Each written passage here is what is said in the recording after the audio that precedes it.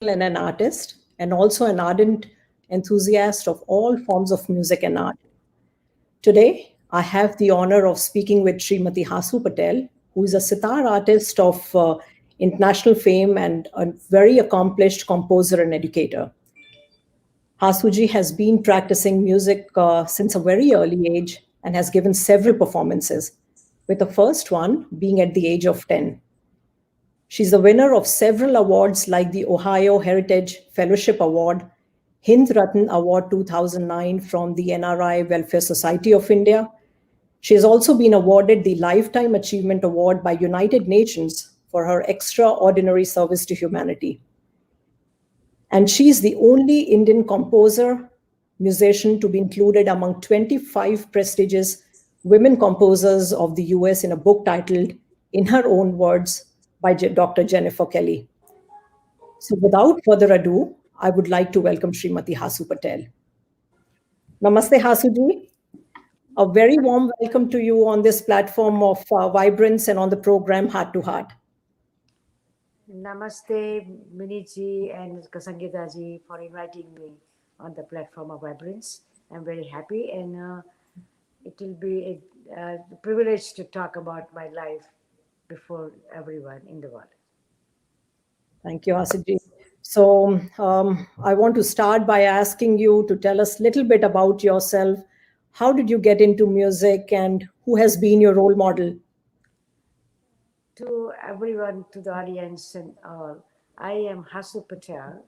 I am a composer, performer, and educator of music of India, of North India, on sitar. My father was the role, started me to learn this music. He was a physician and he had a vision for his children that they can play music and be humble in the life. And my father is a role model for my life. He shaped up my life with my music and even my nature, my this whole life thinking process. And also my two gurujis. My first guruji was Professor N.B. Kikhani. I started learning sitar from him at the age of 6, and he was a blind. And he taught me the sitar through his voice. So since beginning at the age of 6, I learned music sitar through the voice. And also my second Guruji, Ustad Rahat Khan Sahib, the sitar legend, came in my life, and he polished my techniques. He brought me to his par, to his level, to learn play the sitar in a vocal style. So my three men, they are my main role models in my life.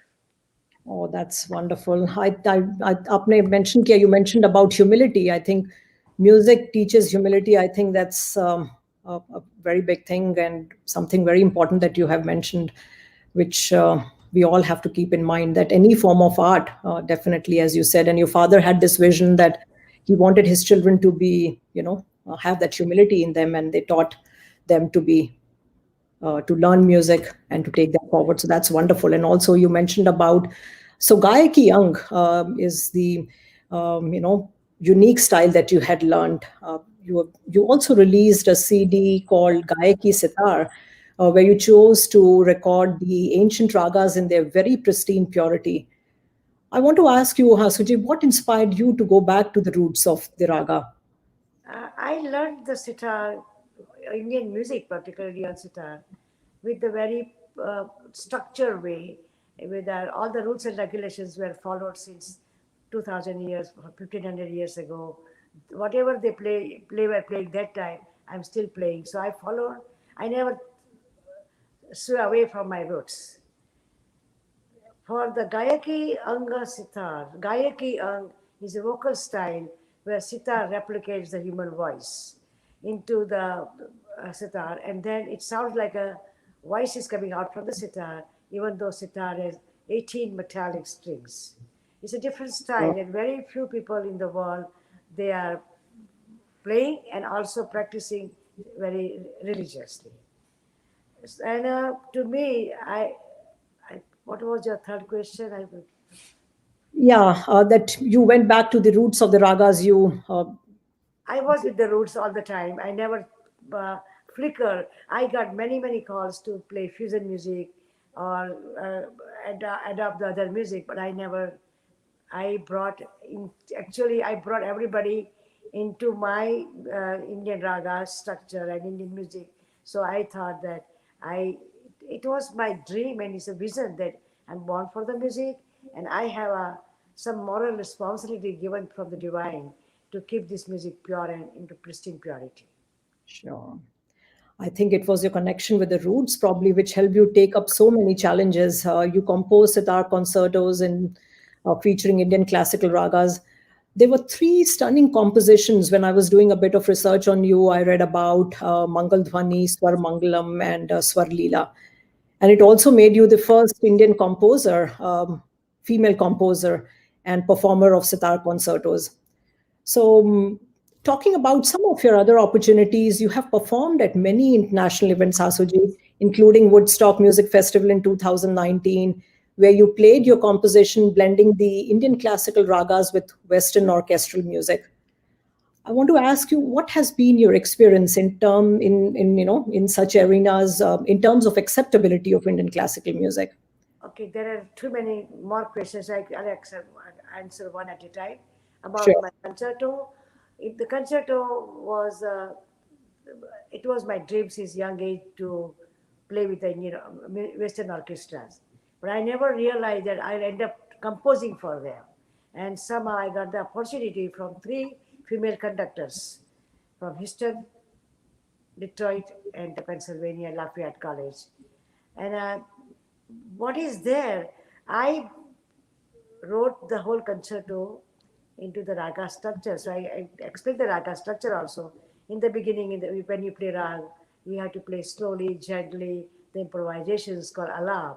And that is your test and your for your expertise, your technicality, how to play sitar now, and that brings your nuances and all these microtones up in the air and see how it blends. And even though this raga I played, those nuances and microtones were being played since more than 15 years, 100 years ago. The I kept it same because how it comes is sort of one-on-one training by Ustad Vilayat Khan Sahab brought me all this purity of the raga. So when I played the orchestra, as everybody thinks that I made a fusion, no, I made a blend, no. I brought the whole Western orchestra, Western musicians into the Indian raga. So they played our microtones and nuances into their instrument. And that was the biggest thing in the way. And the second stage of the orchestra, you play composition in the slow to medium tempo called Masjid Khani Gat in the sitar, and then you play medium to fast tempo gat into the Khani Gat, and then in the high speed, the techniques called Jala, and then you conclude the whole orchestra. I brought all these 4 5 stages of playing Indian music in a proper form into this orchestra, and they all played. Then that is why these orchestras are very unique in the world. And so far, I don't see that anybody played or anybody brought the Western musician into Indian ragas. And the third, my first concerto was Mangaldwadi. Yeah. Mangaldwadi. Mangal means the auspicious, Dwani means the sound. Of the Detroit Doctors Orchestra of Houston with Libby Labelle as a conductor. And here I brought Raga, I composed in Raga Bageshwari, and very serene Raga, the late evening Raga. And it is Bhaga Ishwari, means is a name of Goddess Saraswati. The name of the Raga is also connected with Goddess Saraswati. And this Raga has a third and a seventh flat notes. So I put those rules and regulations and the guidelines of the ragas into this my orchestra. This was my debut performance, and I was nervous also when you perform. It's the first time in the world. People were watching with the curiosity. That to learn the raga, how it comes in the Western music. I had a full audience, pin drop silence, in the Houston. So it was like a something very welcoming, very respectful way they accepted. And then I got another one was Swaramangalam. Mhm. Mangal means the very sacred, and Swara means the notes. Notes are all notes are very sacred. With the Detroit Canton Orchestra, with Nan Washburn was a conductor, very powerful conductor in the world. And I chose the Raga Yaman Kalyani's evening melody, where all the notes are natural, the fourth is sharp, and that's where it was a challenge also. But the third one was Swara Leela. Leela means the play, and Swara is a divine play of the notes for the divine power. That was my title of my orchestra with the Lafayette College of Pennsylvania and Dr. Jennifer Kelly Mhm. was the conductor. And this is very unique. I put choir and orchestra together and compose all this, each and every notes you hear in the orchestra are composed by me, and I put it in a right form, put it in a raga Yaman Kalyan. And what is the unique of this thing? Choir is unique, orchestra together to mix, but I put Lord Ganesha's hymns. So all the Westerners, I wanted them to sing with a joy. And these were my three experience with orchestra. And it is today also, I don't see anybody is doing this kind of work. This is hard. And Sure. for the audience, I want to make everybody remember that Indian musicians are not trained for writing or playing with orchestras. They Absolutely. are solo artists. Sure. How I did it, I don't know, but I just took a pencil and a paper and wrote the whole orchestras. Mhm. Also, I learned Western score system, so I can communicate with the Western musicians about this. So I learned Sibelius. It was a hard thing for me, and with it's a, in my life is a one woman's journey to the every project. That was, I think, it. Absolutely, Hasuji. That's really, really inspiring. I think what inspired you to mix Western and Indian genres? This is one of the questions the audience wants to know. You've talked about the compositions, the three compositions that you mentioned. You had composed them yourself. What inspired you to mix Western and Indian genres? It's the beginning when I in the United States. I'm talking about the life in the United States. Hmm. I was connecting with more Western musicians. I organizations, women musicians.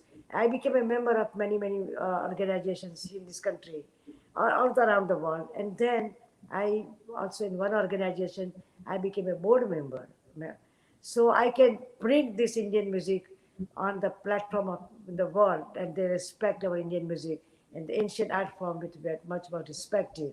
And that's where I was connecting. And then it's eventually get called from everyone, and to work with their projects. Yes, Sure. I one time I was playing with the Pauline Oliveras, a very well known accordion player. She passed away a few years ago, in her 70s.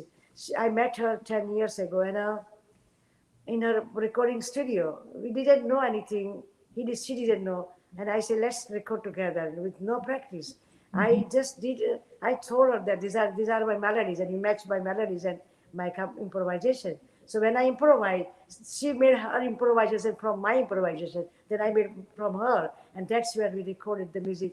And my, if you can listen on the YouTube, it's not edited. Please go and listen. It's very beautiful piece came out.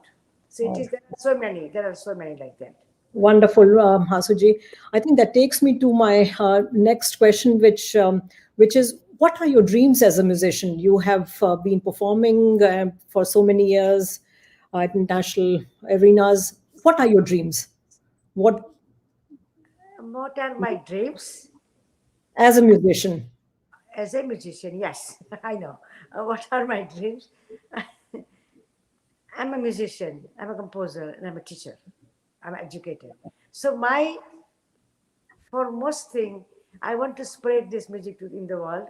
So I want to teach around the world, more organizations, schools, colleges, where I can bring the new things into young kids as young as 4 or 5 years old. I do that workshops for young also. Go there and teach them, or the highest level, the college level also. I go everywhere. So I teach everyone. Second thing, I want to perform in the world in the big music festivals such as Woodstock, where you can reach to the mass media. And my first Woodstock concert has a 10,000 people in my audience, Oh, and it was a fantastic. wonderful experience that people were so receptive. And so I want to bring this Indian music to the uh, music festivals and the colleges, and also I want to compose the music for more Indian ragas, wherever Indian ragas, uh, and also for the Western orchestras. I'm hoping to get more commissions so I can compose more orchestras so I can play in the world more. So to me, I want to leave a legacy through this teaching, performing, and the composing. And I am in the midst of, I want to show you one also. I'm in the midst of this writing book on Indian raga composition. Can you see that thing? Yes, Yes. yes. I want to. This is a book I already wrote down, but I am looking for publishers who can bring this uh, my legacy. That what I did in this book, I wrote 100 compositions on Indian in the different ragas, the Hindustani score system, and 100 compositions. Same thing, same ragas in the Western score system. I use the Sibelius software. And Okay. I did put a Indian ragas theory for 5,000 years, the technicality, the what do you say, the terminology and how to take care of the sitar. So this is a book. It's not a common book. It's like a everything in one book, like a Bible or a Bhagavad Gita. So you can refer the book and learn Indian music in a pure form, in the raga theories also. And anybody can open up the book and play this raga compositions on any instrument in the world. And that's where the music can stay much more intact in a pure form. I want to leave that legacy. And I wish that someday this book can be a textbook. So in the colleges, in the schools, in the libraries, in the big organizations, they can use it. This is Uh, what my big legacy. I want to keep it. there are a lot of people watching this show, Hasuji, I'm sure. Did I answer you Platform is a correctly? great platform to promote that, and I hope, yeah, your book is published very soon. So I wish you all the best. I wish I get so because it's done. It's the even the Western compositions are done too. You can see how I compose everything. So Right. it's there. It's all the 100 compositions. So I don't have to do nothing. Just give them and print it. I need a good publisher. I can print it out together. As you But said, this it's is, yeah, and I really thank you also for spreading this word. Thank you. oh, you're most welcome. Hasuji, I think in terms of you mentioned about your dreams, you've written a book, which is a Bible of your music that you have been learning and performing and composing for so many years. I think in terms, if we talk about some of the initiatives, I read about music therapy for terminally ill patients. And I was so impressed with that. I want you to talk to our viewers a little bit about how you are realizing your dreams. You founded a school, music school, Sur Sangam. Please tell us a little bit about music therapy for terminally ill patients and also about your school. One thing, I didn't decide anything what to do in my life. Whatever the divine call came, I followed that message. So to me, in my life, I taught many students, and music is a healer. It's a language of soul, and it Mhm. heals. It healed me also in my troubled times of my life. It healed me. I use the chakras, the energy points of yoga, as my notes, and I sang in my mind up and down, and I'll come back to my life when after these questions. Yeah. So that's where it healed me mentally and physically and musically. It made me enriched. When in my life, when I taught at the Oberlin College for more than 20 years, I uh, came across many students who are depressed, who are in the medicine, in the drugs. Some students in my private school, they came with autism, and they do not know how to do it. So let's take the example of autism students. Mhm. The young boy in 20s, mid 20s, he had no sense of anything, no remembrance, no memory. He will throw sitar out if his parents want it. And so we are very nervous to how to teach this boy. And he won't remember one note from another note. Slowly, I brought that boy into my confidence.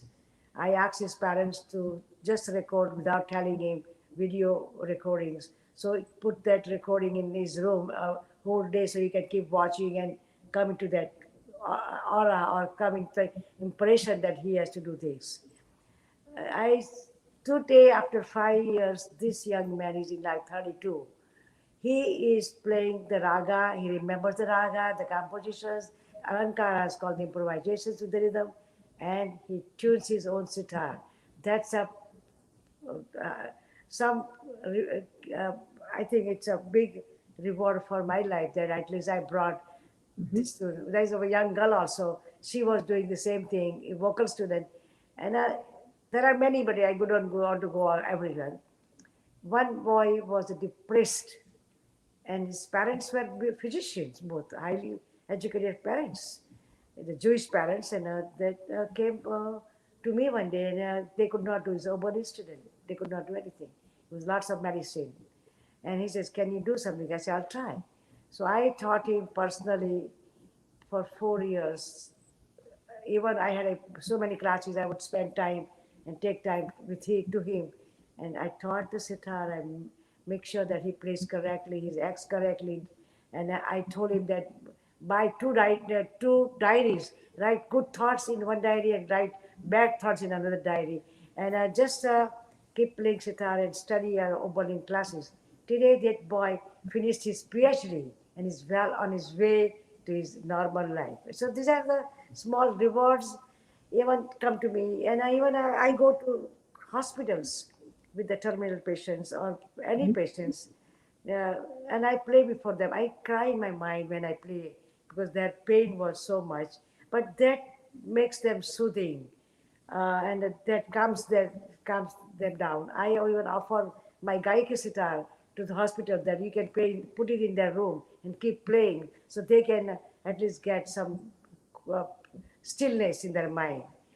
Even my concerts, I come, I see Yeah. tears in the people's eyes, and they come to after the concert, ask me about the raga structure is one thing, but they hug me and they say, "You brought me so much peace. I'm so light now. It helped me a lot." And my Gaiki sitar, in America and United States and in the world, yoga teachers use this as a meditative music. Okay. That's my reward. But again, Hasuji, like in current times when particularly this year has been very challenging for all of us. I've got two daughters, and I know it's challenging for kids as well because their social interaction has cut down to a minimum this year.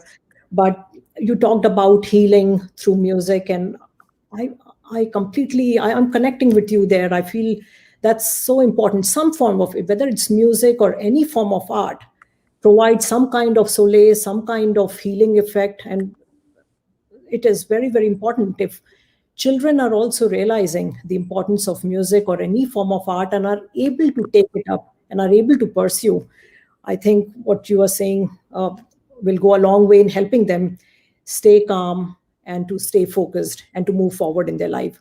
So, with that, I want to ask you women empowerment. We are talking about, I know you came to the US after marriage in your early years, and understandably, your family would have taken precedence over your passion of music. But you never gave up on your faith, your talent, and your vision in the field of formal composition. I want to ask you, what do you want to say to all the women out there who feel challenged or are not able to pursue their dreams after marriage? What would you like to say to them?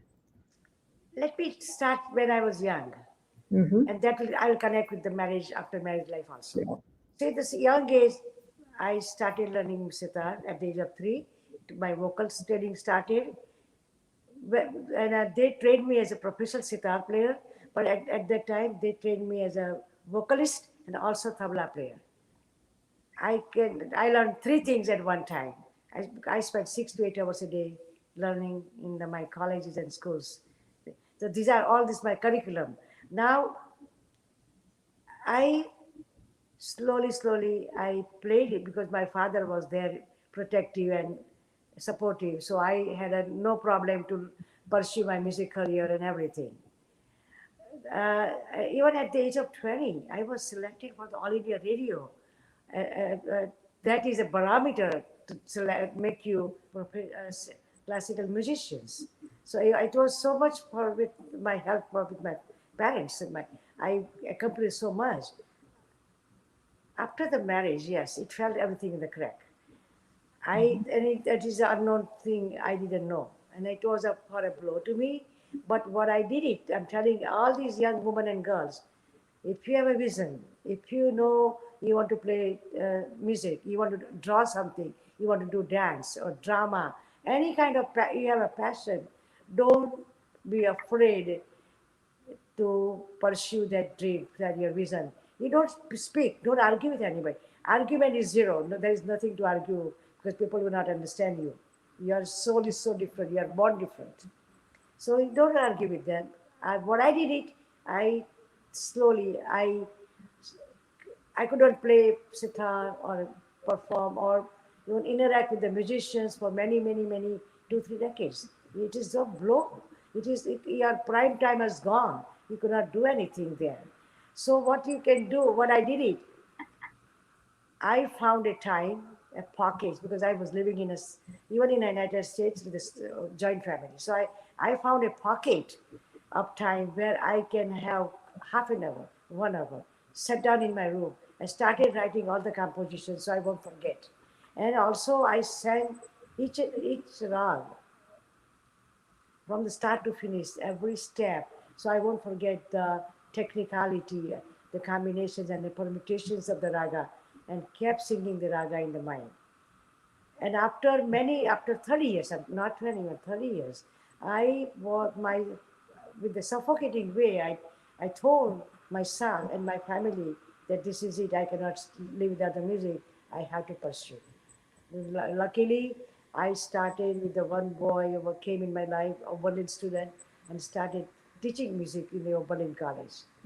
And meanwhile, while I couldn't do anything, I went back to college in the United States and did my master's in computer science and accounting. There where my crack came. I found a job and I was out of the house. And luckily I had a house and office also. I had my own office, so that like a private thing. So I composed. I started uh, connecting with the world in the music world, organizations and colleges, where I can perform, I can write, I can talk to them. Around that time, there was no telephone or no nothing, so Yeah. we communicate with a maid, a surface maid. So I did all this thing, and I started performing in the United States and work with the organizations. So I'm telling again and again, every woman, find your path, find your opportunity. Don't complain, just never complain. That's not gonna put you on the top. That's what my whole telling everybody. And that this is where my orchestral music call came, my writing came. I went to China. Even in China, I perform in China. international conference in Beijing University. They asked me to do workshop. I did workshop with the 50 Chinese major music major students. I didn't tell this, but I taught the same thing what I teach every student here about Indian music. Believe me, in 1 hour, I taught the whole Indian music. They are so grateful. They so want to learn. They are dying. Today also, there are so many people do not know my mission. I want them to know that this is a beautiful music, this is a beautiful path. If you learn, if you can gain it.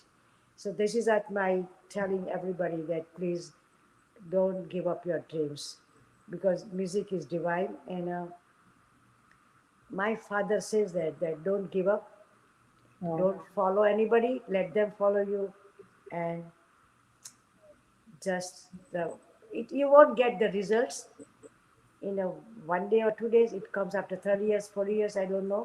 I don't want to discourage anybody, but don't discourage.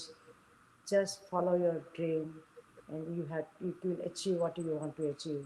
May not be the full fledged, but it will be glory will be there. sure. Yeah, I think I was watching what you have said, Hasuji. I heard recently on KBC one of the participants had come, "Kaun banega crorepati," Indian who wants to be a millionaire. One of the ladies who had come and she had mentioned the success for her, and she was quite an accomplished lady in her field of work, and she had mentioned that each woman should dedicate 1 hour of the day to herself, and that resonated with me. I'm a professional mother, trying to balance. We have to balance so many things in one day. We have to be good, if not perfect, in most of the things. That's the expectation of us from ourselves, and that's the expectation of others around us.